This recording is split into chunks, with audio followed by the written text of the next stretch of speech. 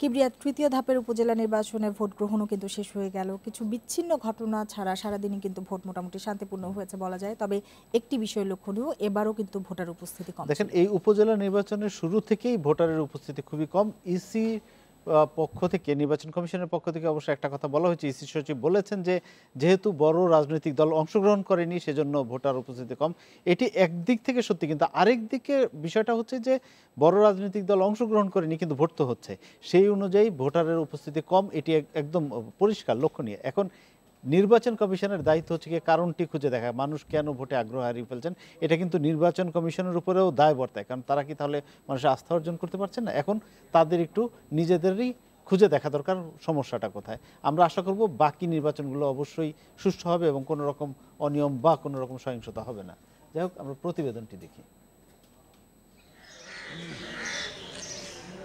কম voter উপস্থিতি ও বিচ্ছিন্ন কিছু সহিংসতা অনিয়মের মধ্য দিয়ে ১১৬ উপজেলায় ভোট শেষ হয় রোববার বিকেল ৪টায়।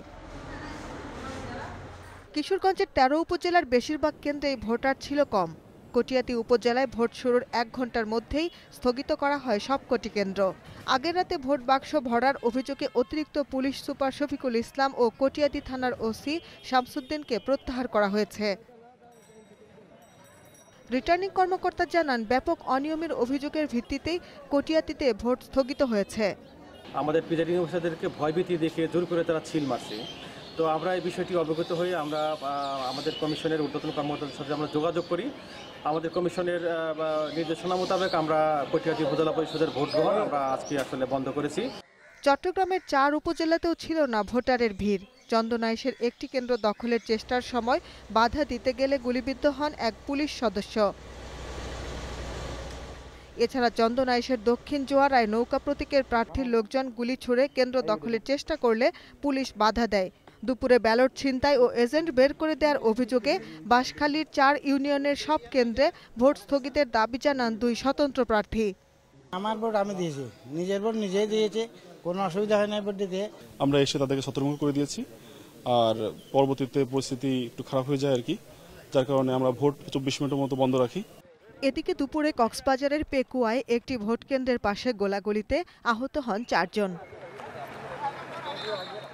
মানিকগঞ্জের দৌলতপুরে নৌকা প্রার্থীর সমর্থকদের কেন্দ্র দখল ও এজেন্টদের মারধরের অভিযোগে ভোট বর্জন করেন ২ বিদ্রোহী প্রার্থী।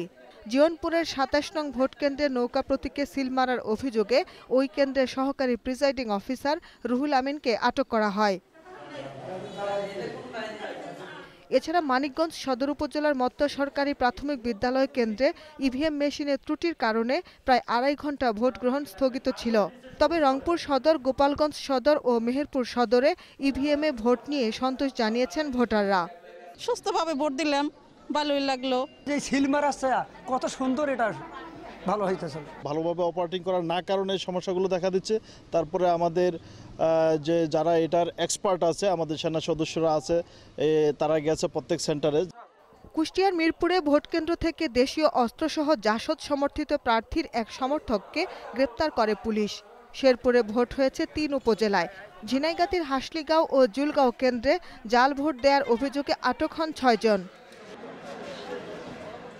এছাড়া গাজীপুর, চাঁদপুর, মাগুরা, নড়াইল, চাঁপাইনবাবগঞ্জ, চুয়াডাঙ্গা ও মাদারীপুরের বিভিন্ন উপজেলায় ভোটার উপস্থিতি কিছুটা কম থাকলেও পরিবেশ ছিল শান্তিপূর্ণ।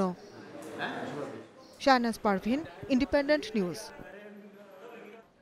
তৃতীয় ধাপে ১১৬ উপজেলায় ভোট শেষে চলছে গণনা। সকাল ৮টা থেকে বিকেল ৪টা পর্যন্ত চলে ভোট। তবে অনিয়মের অভিযোগে ৭ উপজেলার ১৪ কেন্দ্রে ভোট স্থগিত করে নির্বাচন কমিশন। এই ধাপে ভোট হয় চট্টগ্রাম, কক্সবাজার, রংপুর, কুষ্টিয়া, মেহেরপুর, ঝিনাইদহ, গোপালগঞ্জ, কিশোরগঞ্জ, লক্ষ্মীপুর সহ ২৫ জেলার ১১৬টি উপজেলায়। তবে একক প্রার্থী থাকায় ২৬ উপজেলায় বিনা প্রতিদ্বন্দ্বিতায় নির্বাচিত হয়েছেন চেয়ারম্যান প্রার্থীরা। এছাড়া ৬ উপজেলায় সব পদে একক প্রার্থীরা বিনা প্রতিদ্বন্দ্বিতায় নির্বাচিত হওয়ায় সেই উপজেলাগুলোতেও ভোট হয়নি।